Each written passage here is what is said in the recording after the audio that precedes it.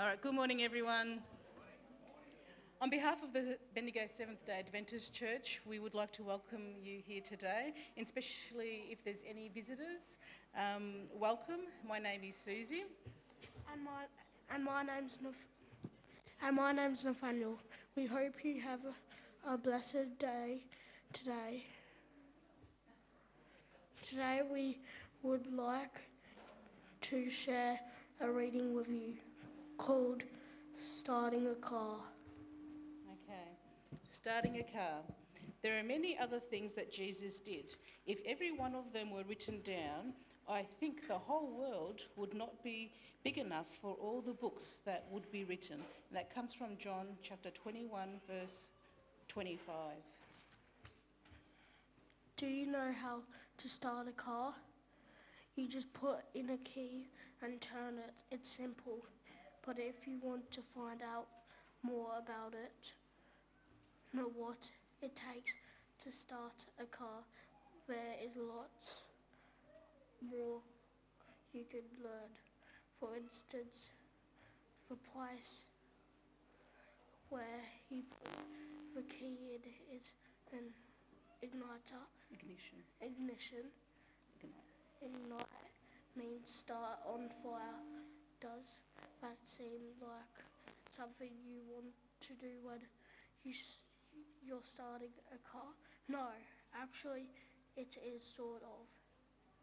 When you turn the key, the battery in the car makes an electric spark inside the engine.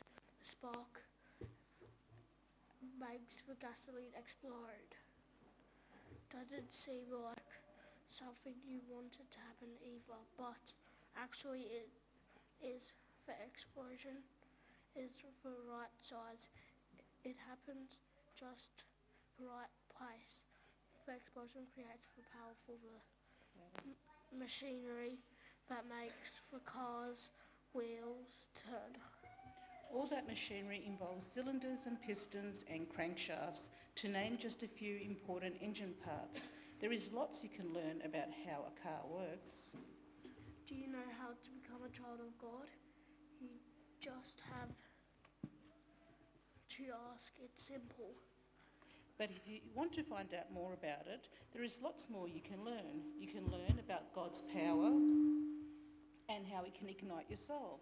You can learn how God's spark in you can explode at just the right time in the right place. You can discover how you and God can work together to move the wheels of His plan for the world.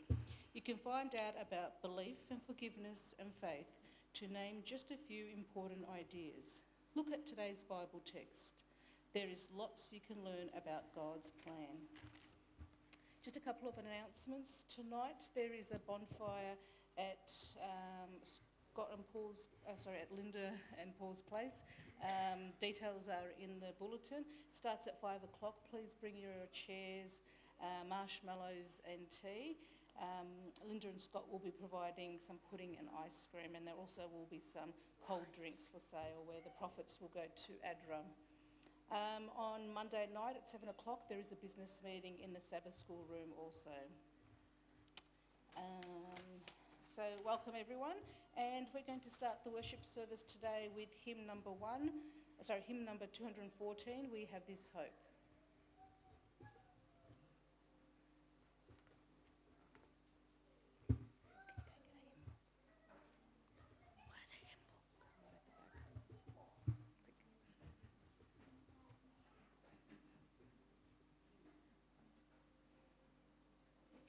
So hymn 214, do we have that?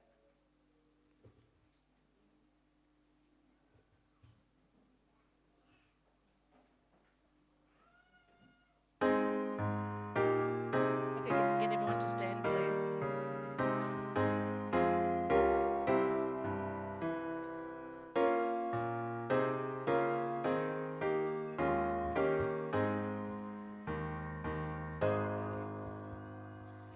We have this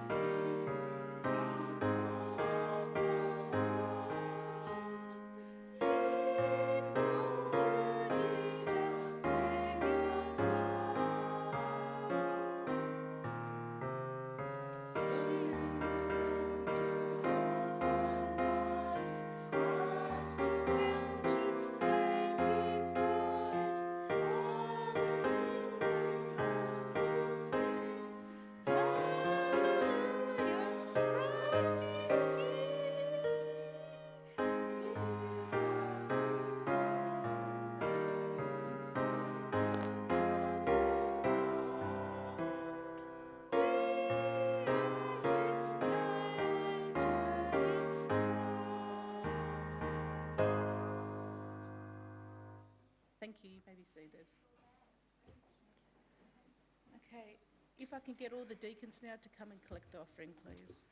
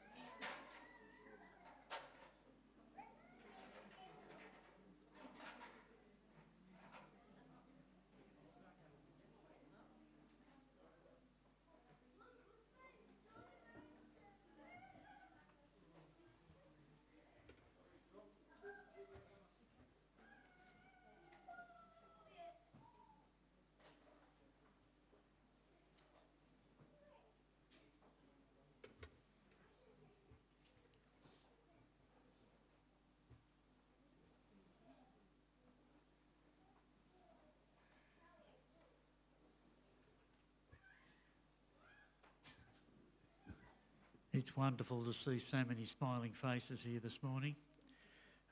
Let's give thanks for the Lord for this offering. Loving Heavenly Father, we humbly come before Thee in Thy name to give thanks unto Thee and to put a blessing on this offering here this morning.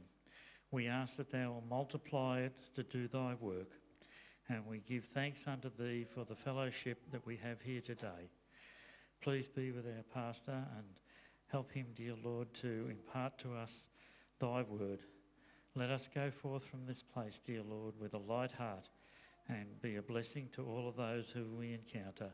We ask for these blessings in the precious name of Jesus, our Lord and Saviour. Amen.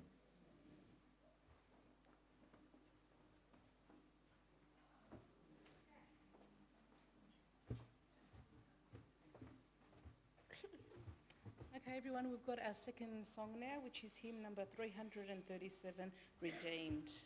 Once again, if you can all stand, that would be great.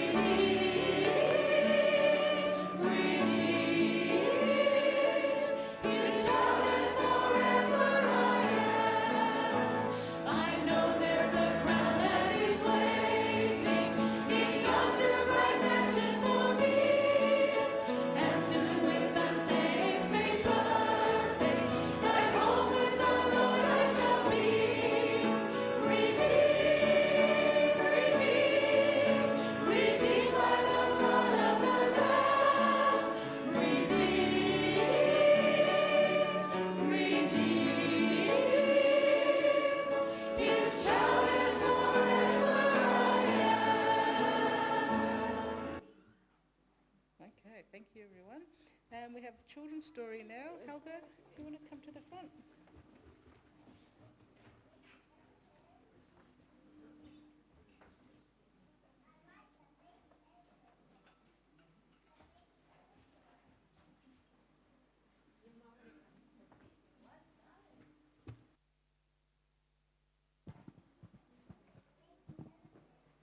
Thank you. Okay, now our story today is about a little bird, a little robin redbreast, and just about like this little bird here. That's a little robin redbreast. And a train, a freight train. You know what a freight train is? Anybody?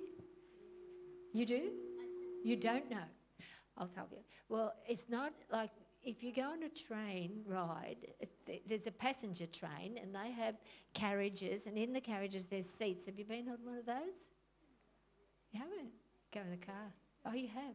Yeah, well, this train is a freight train. It doesn't carry passengers. It has lots of carriages, but there's no seats in them. They're just big boxes with wheels, and they carry cargo, coal and timber and all that sort of thing.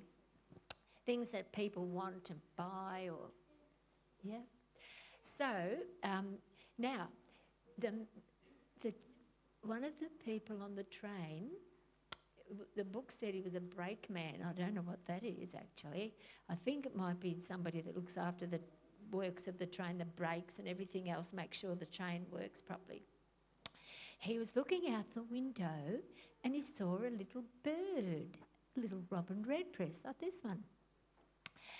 And it looked like it was the train had started moving already out of the station, and the little bird looked like it was trying to get underneath one of the carriages. The last carriage is called a caboose. You know that word? Caboose. So it doesn't carry anything. It's there for the engine driver and anybody that works on the train to rest in, maybe if it goes overnight to sleep or something. But that was the last carriage. And the bird was and the man was watching as the train was pulling out. The bird kept trying to get underneath and thought, oh, what's that? What's it doing? What's that little bird doing? Looks like a little robin redbreast. And as the train kept going a little bit faster, gathering speed, the little bird was following the train. And then the train was going faster and faster, and the little bird was flying faster and faster to catch up to the train. And he said to another man standing there, he said, look at that bird, it's following us. And the man said, yes. And then when the train was going really fast, the little bird couldn't catch up. So it flew into a tree and sat on a branch. And then off, that was the end. Slowly the little bird got smaller and smaller and smaller until they were far away, they couldn't see the little bird at all. And the brakeman, he was very curious. And when they stopped at the next station, he jumped out of the train and had a look underneath the wheels, near the wheels, underneath the train, the last carriage, the caboose. And you know what he saw? What do you think he saw? Way down in the corner, something far in the corner. What was it? What? No, it wasn't the bird. It wasn't the... Yes, you're right. It was a little nest. And he looked inside the nest and there were 3 little blue eggs in there. He thought that's what was going on. That little bird was trying to get into its nest and it couldn't make it. And so he held up the train as long as he could, thinking maybe the little bird was following. And then he thought, oh, I better not. I better give the signal for the train to go. So he gave the signal for the train to go and off they went. And then at every stop the train made, he jumped out to have a look to see if the nest was okay. But before he did that too, he went to the engine room and he talked to the engineer and he told the engineer what had happened. And the engineer had a kind heart, just like the brakeman, and he said to him what had happened, the little bird trying to follow in the nest, and the engineer said, I promise to drive the train very, very carefully so that it won't jolt and the little eggs will fall out of the nest. And so they went to their destination, and he drove so carefully and so gently, stopped so gently and started gently. They got to the destination and the brakeman jumped out each time at the stop and checked the eggs. Yes, they were all still there in the nest. And then on the way back to the home station, the brakeman jumped out of the train, went to have a look to see what he could see with the nest, and he wondered if where the mother might be. And you know what? There was a fluttering behind him, and swish, the mother bird flew past his head and hopped on the nest. Wow. And so he talked to the engineer again, and they said, what are we going to do? This train has to go again tomorrow. What are we going to do? What's going to happen? And so the engineer said, let's tell the station master and see what we can do to let that little robin be on its nest. Maybe we can unhook the caboose and order another one or something. And the station master said, yeah, but I'd have to ring the head office of the railroad, because we just haven't got the permission to just do that ourselves. So now I think I should read that and remember every bit of what happened next. But I do know that they started telling everybody. The brakeman went home that night and that afternoon, told his wife and the children and everybody. And the station master told his family, and soon lots and lots of people knew about it. And the station master had said he was going to telephone the head office. And so, but in the meantime, everybody in the town knew about this little robin sitting on the nest. And the newspaper men heard about it, and they came running down. There's a picture. Can you see that a little bit? See the picture there? There's the carriage and the people. It's a bit far away. And then even the newspaper men came with their pens and their cameras.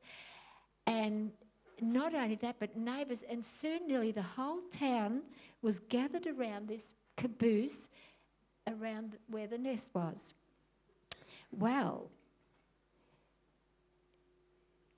Mrs. Robin sat there on her nest like a queen, and all the grown-ups came to look at her. And then, I can't find the part in the book, I'll have to just try and remember it. And then by this time, the station master had rung up now. He'd got onto the head of the railroad, and he told about this bird. And he said, was wondering if you could let us have another caboose. And that's a bit ridiculous, because, it's only a little bird, and that's a whole carriage. And how are you going to get a carriage down in time for the morning? Well, the railroad boss, the big boss, he had already heard about it. He'd heard about it because it was in the newspapers and everyone was talking about it. And what do you think he said when the station master said, would it be possible if we could have another caboose and we leave this one unhooked? What do you think he said? He did, the answers. He said, of course. And he gave the orders for another caboose, had to go in the middle of the night to come down to this home station and get hooked up. And he said, this caboose, it must not be moved. It must stay there until the baby birds have been hatched and they're ready to fly away. Wasn't that kind? A lot of people wouldn't be that kind. They think, it's only a bird. We can't stop all this business and we've got to get on with our work. But that's what happened. And so the little birds hatched out. It takes weeks. And they'd unhook the caboose and put it somewhere in the backyard, and everything was good. And I thought that was a very nice story about how those very important people were so kind to let a little mother bird hatch out her little baby birds. And that's kind, isn't it? I think that's kind. I'd like to have a kind heart like that, would you? Yeah, we want to be kind. And that's our story today, about being kind, even to little tiny bird, and especially to each other. That'd be nice, wouldn't it? Be kind to everybody. Okay.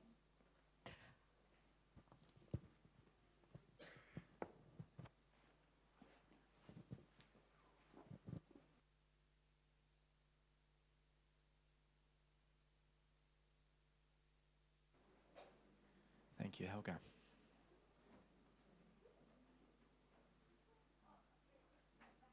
I think I can see some people over there. Just got a big empty spot where I was sitting.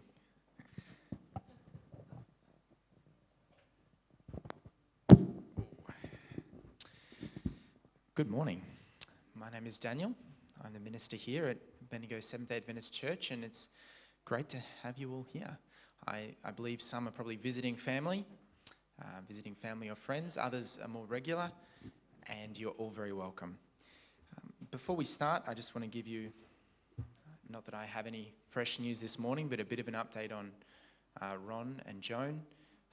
Myself and Ron's pastor were both at their place last night, saying a farewell prayer. I haven't heard anything this morning, but the family doesn't think that they'll be long. So they were all there last night saying goodbye. So have your prayers with Joan at this time, and also ask that you pray for me this morning. We're going to have something to eat afterwards, but I'd like you to practice your self-control and patience to wait until after the service, and then there'll be some refreshments. But first, would you pray for me just now for a moment?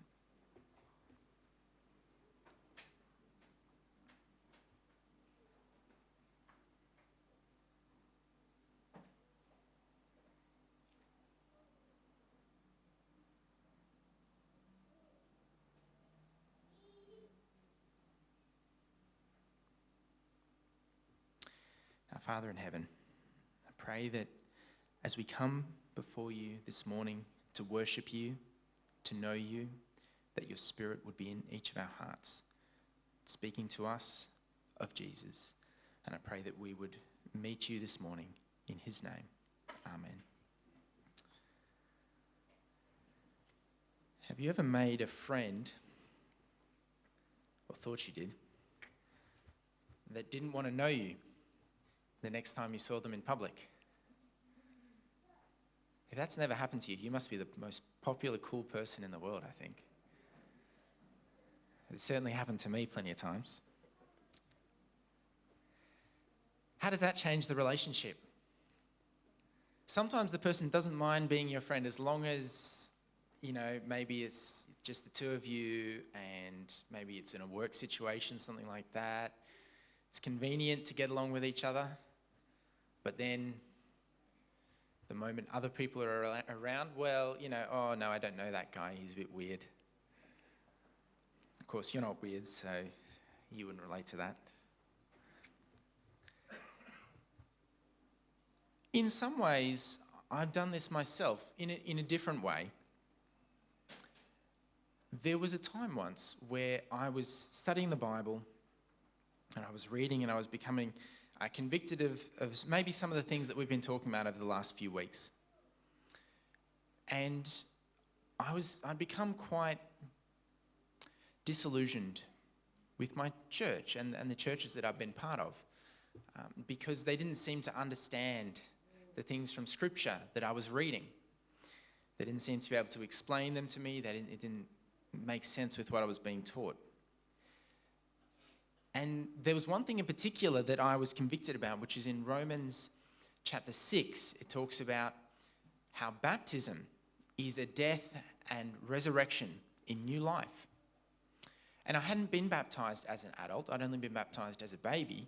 And it seemed to me that how this could make sense when I was just a baby. How could that be like a death to sin and being raised from life? And Paul was talking about this baptism as something that we could look on as something that's happened in our lives that we can say, yes, that was when I died to sin. And that was when Jesus raised me to life. I couldn't relate to that. And so I thought, I need to find someone to baptize me. Problem was, no one knew more than I did. I was 18 and I've been reading the Bible a lot for the last few years and I knew everything. So how to get someone to baptize me, but, not join their church? That was the question. I haven't told my dad this before actually, but I actually thought of asking my dad to baptize me. But I thought, I'm not sure that would be legit. I'm not sure. I have to study into whether that's allowed. It doesn't quite seem the way like it's normally done in the Bible. But I was keeping my eyes open, and I came across some missionaries at my university, Monash University, where I was studying science. Came across these missionaries in front of the arts library. I was doing an elective in arts, and I had to go and study for an assignment. Yes, I did occasionally study for assignments. And so I went to the library, and there were these missionaries standing out the front. Now, given a choice between studying and talking to some missionaries, of course, I went and spoke to them. And I was quite impressed, actually, at some of the things that they were saying. I thought maybe these people know something. Maybe they even knew a lot of the stuff that I'd been finding in the Bible, like the Old Testament is also the Word of God, and there's a sanctuary in heaven. I thought, I wonder if they do baptisms. So I asked, in a later meeting, would you baptize me without me joining the church? Because they had some funny ideas too, and their church had a really funny name, Seventh-day Adventist. My goodness, what a name. What a mouthful. Sounds like a weird church that comes from America, right? Or is it? What a name. How could I join a church with a name like that? They were nice people, and I wanted to get baptized, but I didn't want to join the church. Now, that's what we're going to be talking about today. And I want to talk about the story of Peter. And I want to start in Acts chapter 4, verses 8 to 13. I'm going to do it Lawrence of Arabia style and start at the end. Well, not quite the end, but towards the end, and then go back to the beginning. So we're going to start in Acts chapter 4, verses 8 to 13. This one's going to have a happier ending than Lawrence of Arabia, don't worry. Acts chapter 4, verse 8 to 13. So the book of Acts, written by Luke, the same author as the Gospel of Luke. It's just after the four Gospels. Matthew, Mark, Luke, John, Acts. Acts chapter 4, verses 8 to 13. Then Peter, filled with the Holy Spirit, said to them, rulers of the people and elders of Israel, if we this day are judged for a good deed done to a helpless man, by what means he has been made well, let it be known to you all and to all the people of Israel, that by the name of Jesus Christ of Nazareth, whom you crucified, whom God raised from the dead, by him this man stands here before you whole. This is the stone which was rejected by you builders, which has become the chief cornerstone. Nor is there salvation in any other. For there is no other name under heaven given among men by which we must be saved. Now when they saw the boldness of Peter and John and perceived that they were uneducated and untrained men, they marveled, and they realized that they had been with Jesus. One of Peter's proudest moments. Speaking with such boldness, speaking with courage, the word of God. Telling people of the risen Jesus, who was able to make a man well and who was crucified by the very leaders who had the power to do the same to him, standing right in front of him. What a courageous man. What a man of commitment. What a man of faith. And no wonder Peter is looked back on by many Christians in the world as the great foremost Christian. Who wouldn't admire Peter?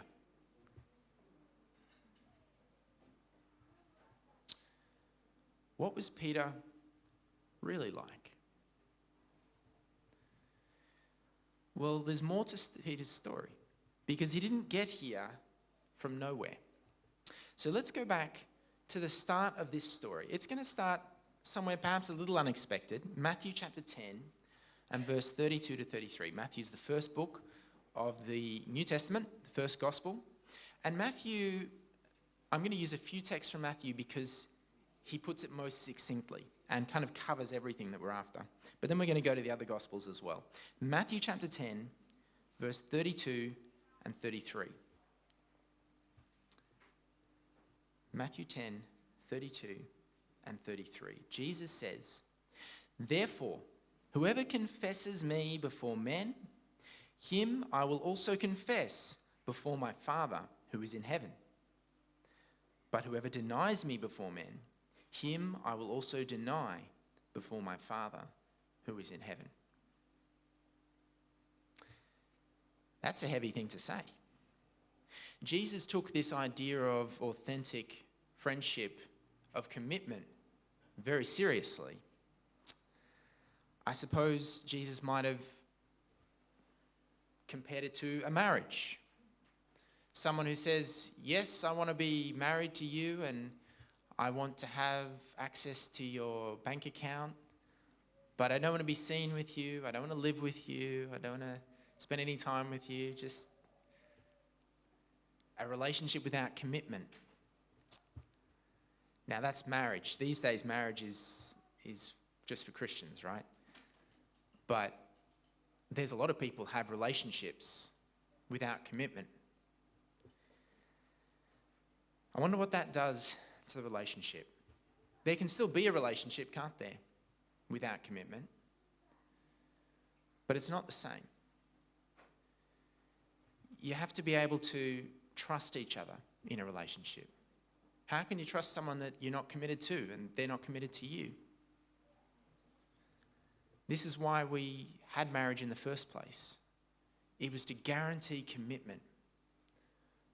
Why would we need to guarantee commitment? Isn't marriage lots of fun? Nothing hard ever happens?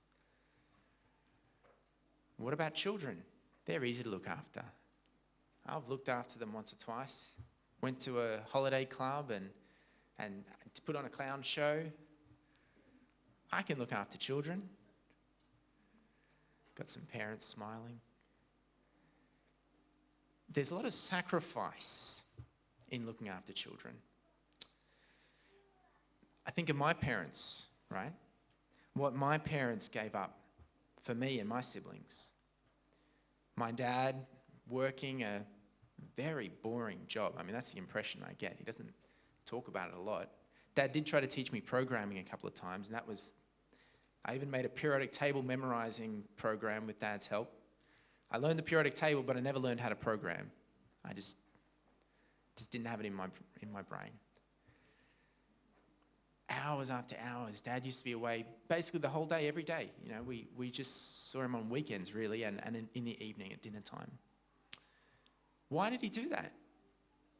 Did he just love working with computers so much? I mean, I hope he didn't mind working with computers. I think he enjoyed the problem-solving aspect. But why did he work such long hours? He loved his boss.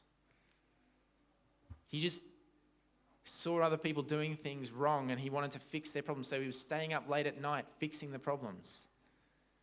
No. He did it because he wanted to provide for his family, for his children. And there were quite a few of us. And he took risks. Went out on his own business, risked bankruptcy to provide for his children.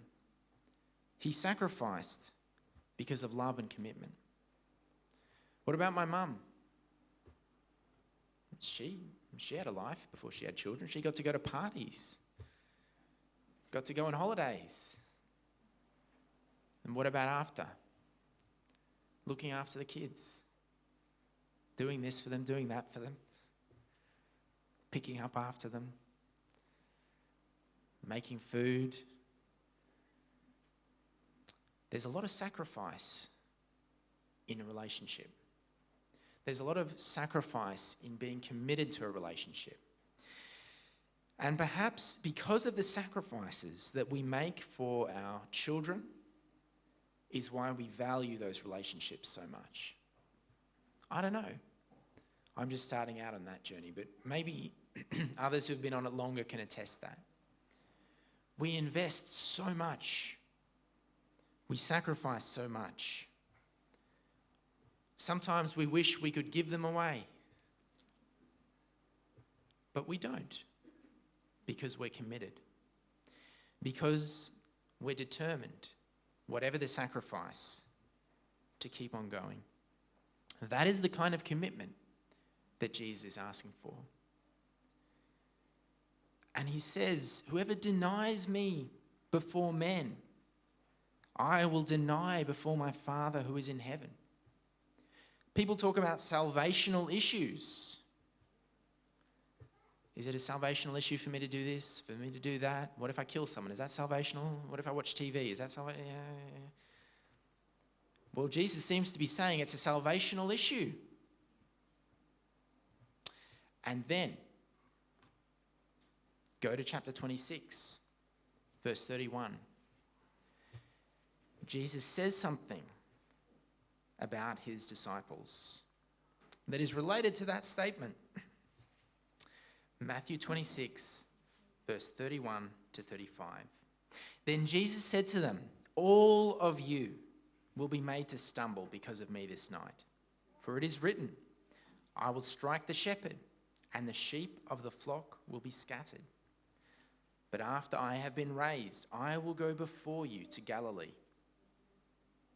Peter answered and said to him, even if all are made to stumble because of you, I will never be made to stumble.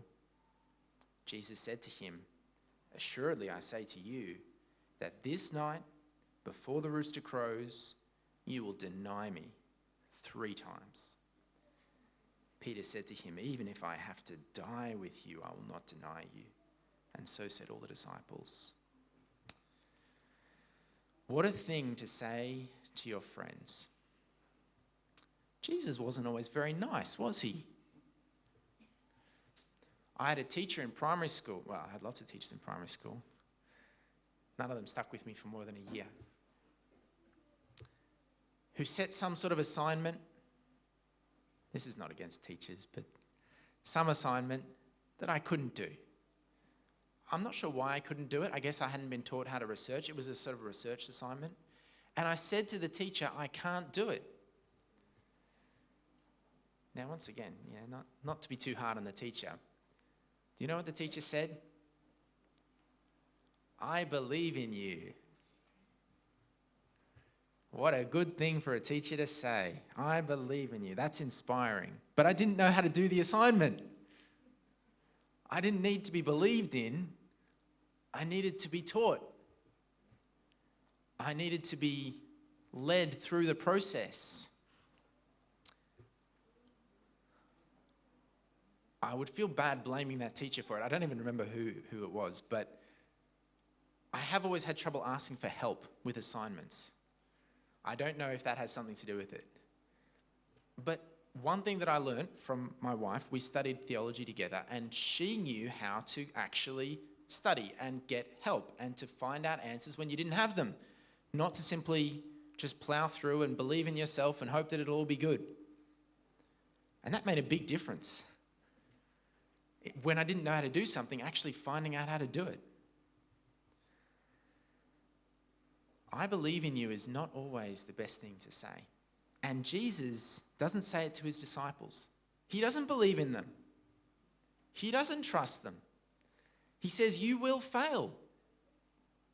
Jesus has already said, whoever denies me before men, I will deny before my Father. It's a salvation issue. No wonder Peter is offended. No wonder Peter is outraged and says, I will die rather than do that. I remember what you said. You said this is a salvation issue. Of course I won't fail. Of course I won't let you down. Of course I won't fall short of your salvation. But Jesus tells him straight, you will. So what do you think I should say to you? I believe in you. You will conquer sin. You will have victory. You will be just like Christ. Or should I rather say, you will fail. But do you notice the hope that Jesus puts into this statement? He says, but after I have been raised, Jesus conquers death. After I have been raised, I will go before you to Galilee. Where's Galilee? Is that where Jesus is crucified? Is that where he has his last time of his ministry? Is that where he has the Garden of Gethsemane? Where's Galilee? As far away as a Jew can get without leaving the country. It's home. It's the place they're running away to get away from Jesus' reputation. And so we look just in the same chapter, verse 69 to 75. Jesus has been arrested. Jesus is being humiliated. And verse 69, now Peter sat outside in the courtyard, and a servant girl came to him saying, you also were with Jesus of Galilee. But he denied it before them all, saying, I do not know what you are saying. And when he had gone out to the gateway, another girl saw him and said to those who were there, this fellow also was with Jesus of Nazareth. But again he denied with an oath, I do not know the man. Beep, beep. And a little later, those who stood by came up and said to Peter, surely you also are one of them, for your speech betrays you. Then he began to curse and swear, saying, I do not know the man. Immediately a rooster crowed, and Peter remembered the word of Jesus, who said to him, before the rooster crows, you will deny me 3 times. So he went out and wept bitterly. Peter was a brave man. Peter was a strong man. Peter was a manly man, and Jesus saw leadership potential in Peter. But he wasn't without fault. He wasn't invincible. And when everything was not going according to plan, when it looked like Jesus had let him down, Jesus had got himself arrested and was letting himself get flogged, that's something the Messiah would never do. God would never let himself be humiliated. That was unthinkable for Peter. Jesus let it happen to him. He could have stopped it. He could have done something. He could have used his power, the power to still a storm in the sea. He could have used it to save himself. I guess that's what Satan wanted him to do, right? But Peter was let down. Jesus didn't save himself. Peter had tried to help. He knew the routine. All right, the Romans are coming after us. The temple guards, rather, are coming after us. Get out the sword. We fight. Cut off an ear or two.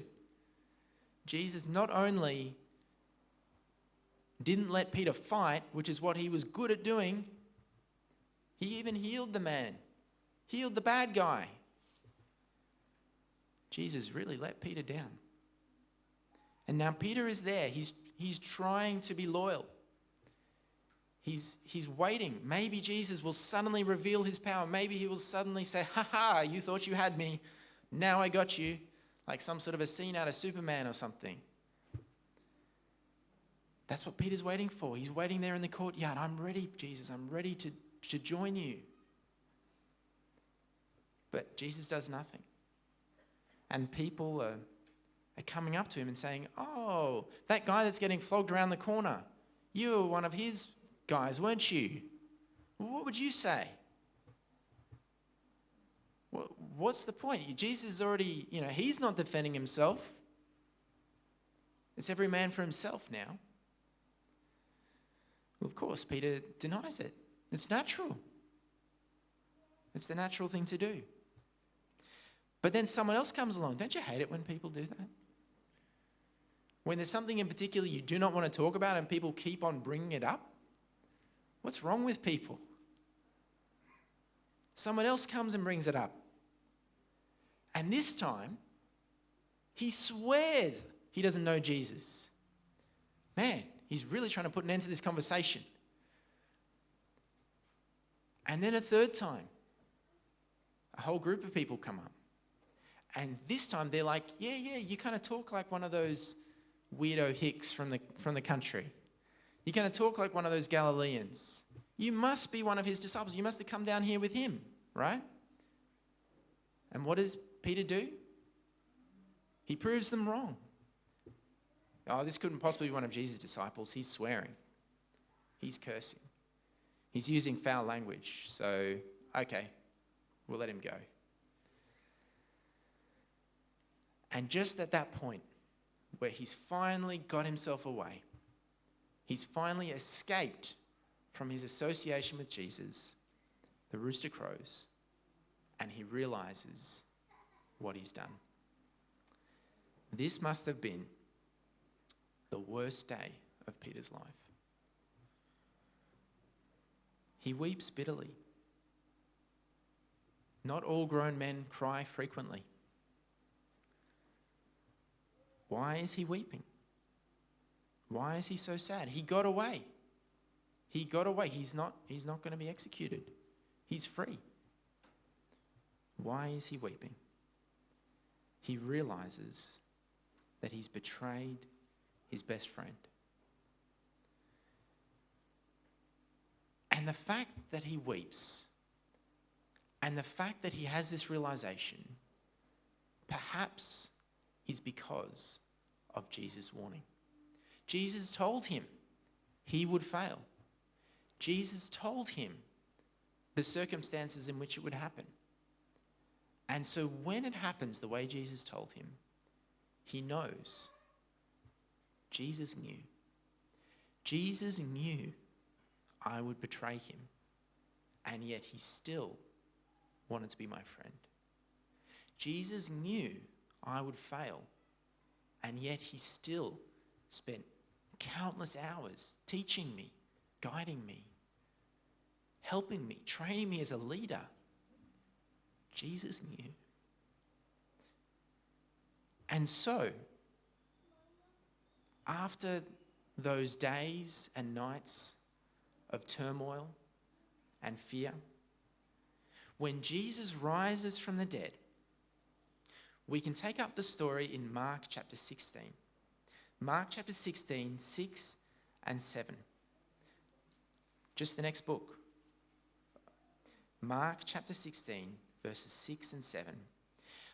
The angel said to them, "Do not be alarmed. You seek Jesus of Nazareth, who was crucified. He is risen. He is not here. See the place where they laid him.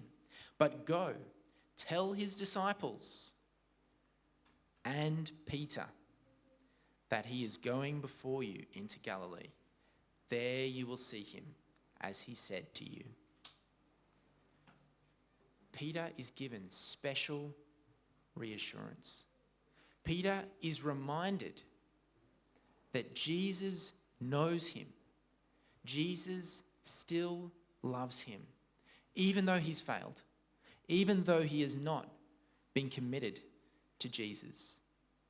Yet Jesus still wants him back. And then in the Gospel of John, the last Gospel, so skip Luke, the Gospel of John, 21 and verse 17. There's one more part in this story. Jesus comes, he meets with his disciples, and he asks Peter a question. 3 times. And 3 times Peter answers. Verse 17, he said to him the 3rd time, Simon, son of Jonah, do you love me? Peter was grieved because he said to him the 3rd time, do you love me? And he said to him, Lord, you know all things. You know that I love you. Jesus said to him, feed my sheep. Now, this is a fascinating text when you look in the Greek, and we're not going to do that now, but Peter is finally admitting that he loves Jesus, but he's no better than the other disciples. He doesn't love Jesus more than the other disciples. He simply loves him. And Jesus' response seems strange. He says, feed my sheep. Why? Why feed my sheep? Why not say, well, it's okay, Peter, I love you too. Or you can be one of the disciples again. Why feed my sheep? Sheep need to be fed, that's true.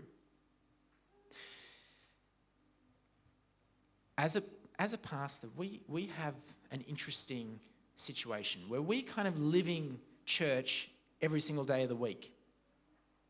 Another pastor asked me once what my suggestion was, what my advice was, my number one advice on how to stay strong through ministry.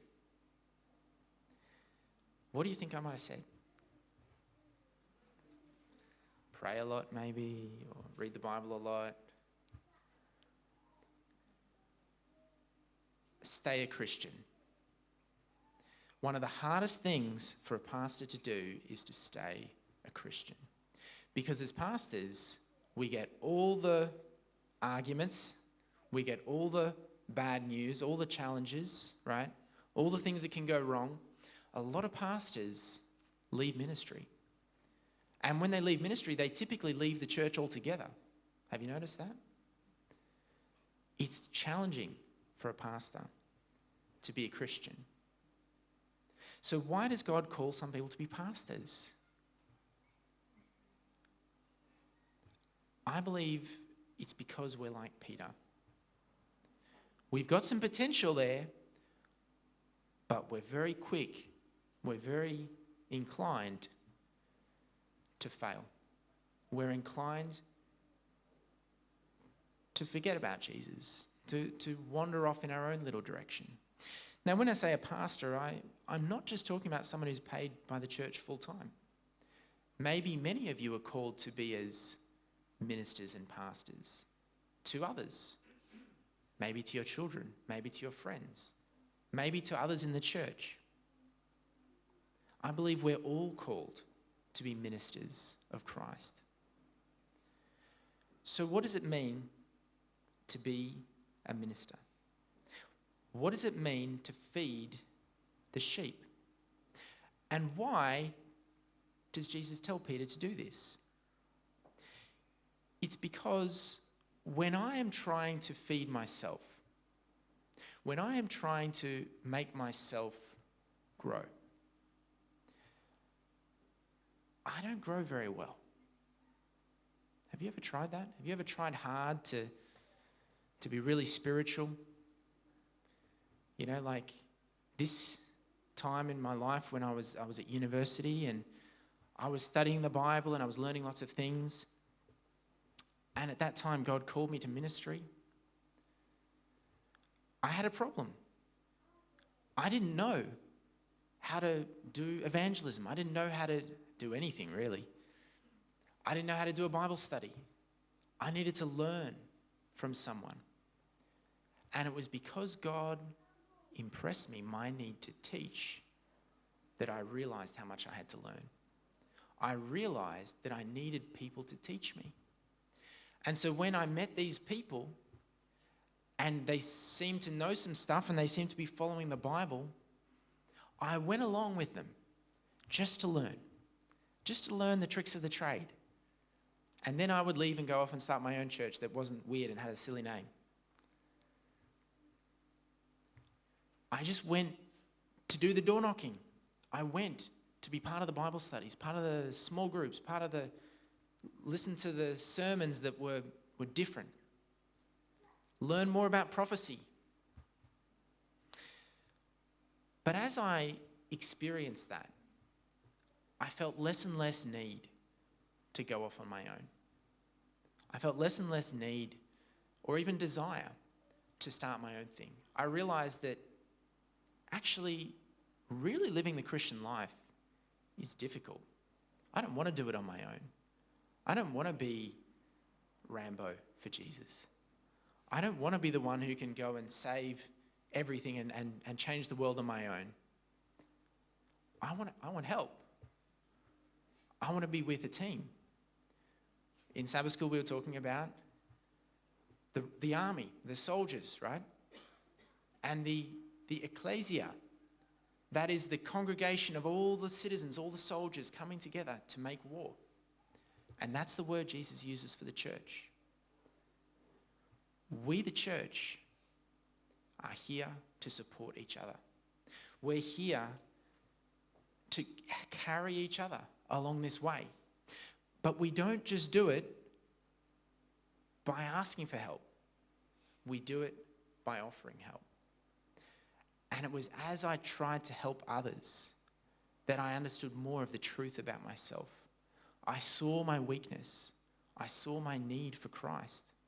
You know, growing up in the church, just listening to sermons and whatever, I never understood that I needed Jesus. I heard that I needed him because otherwise I might go to hell if I didn't believe in him or something, but that was just a church thing. I never thought that I actually needed Jesus in my life, that I needed Jesus to be able to live my life. But when I started trying to actually feed the sheep, I realized it's not easy. I realized it's not easy to come up and talk to somebody that I don't know. I realized I was not as brave as I thought I was.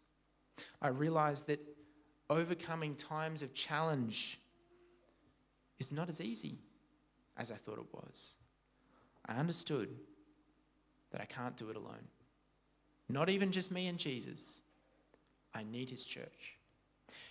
And so, was it right or was it wrong of them to say, no, we won't baptize you without you becoming a part of the church? I think it was right. Because in order to follow Jesus, we need to be part of his army. We need to be part of his organisation. And yes, sure, it's just a human organisation. It's got lots of problems. And at the end of the day, a name on a book doesn't matter. It's nothing. Except one thing. It's a commitment. It's saying, yes, I will commit to be in this through thick and thin, through good times, through bad times. Just like you get married, say, we don't need to have a marriage. We can just live together. Why? Why get married? It's a commitment. It's a decision to say, I will continue to make this decision in the future. This is not just something I'm feeling now. This is something that I know I need.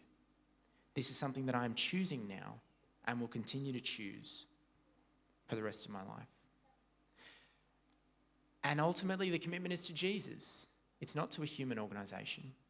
A human organisation can fail, it can fall, it can do the wrong thing. We can leave it. But the commitment that you make when you join a church is to follow Jesus. And that includes feeding the sheep. Being fed, feeding, joining together, fighting together, shoulder to shoulder, not letting each other down. And so the appeal that I'm asking today, it's the last one for the series, is simply, dear Jesus, please help me to stand with your people. That's the prayer. If that's your prayer, then sometime between the end of the service and when you leave, I'd ask you to take your name sticker and stick it on that red poster at the back. That's my prayer. Is it yours? Let's pray together. Our Father in heaven, thank you so much that You are not alone. Thank you that you stand with Jesus, with the Spirit, and that you also teach us to be the same. Not to stand alone, not to stand on our own strength, but to stand shoulder to shoulder with others who are committed to this fight as well. Lord, our fight is a hard one. Our fight is an exhausting one. Our fight is not against flesh and blood. Then we could maybe win it on our own strength. Our fight is against ourselves, against our own wickedness in our own hearts, against our own weakness, against our own failures, against our own shame of what we've done in the past, what we've said. And Lord, I ask that you would help us to stand with confidence, with courage, with strength. Not our own strength and not alone, but in the strength of Jesus Christ and with his people at our shoulders. I pray this in Jesus' name. Amen. Thank you, everyone. Let us sing the final song, Lord, I Want to Be a Christian.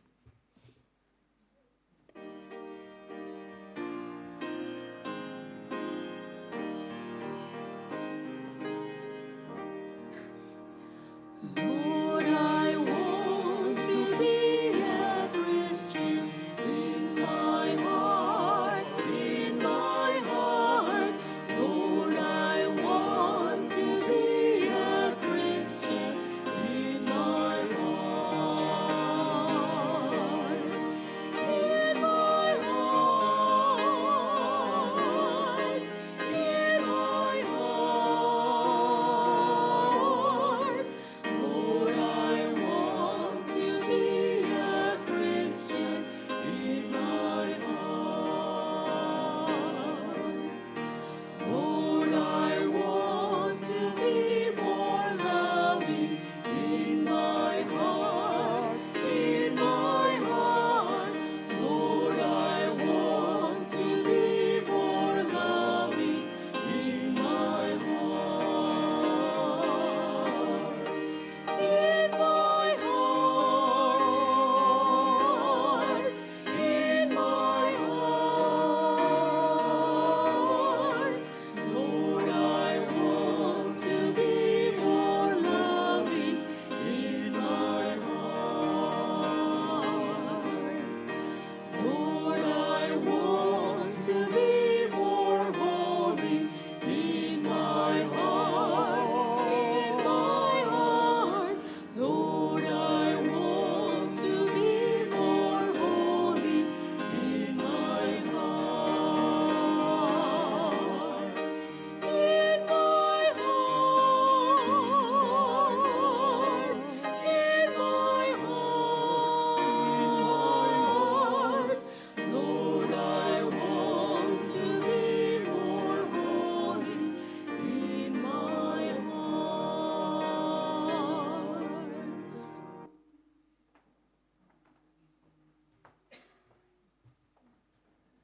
Let's pray. Our Father in heaven, as we go from this place, I pray that your Spirit might be in our hearts and that it may not stay there, but grow out of our heart into everything that we say and do, and that we may together finish this race, conquer the gates of hell, and have victory in Christ Jesus. May we see that day when Jesus comes. Lord, I pray that you would hasten that day. I pray that we might have our part to play, and I pray that you would do it for your glory, in your name. Amen.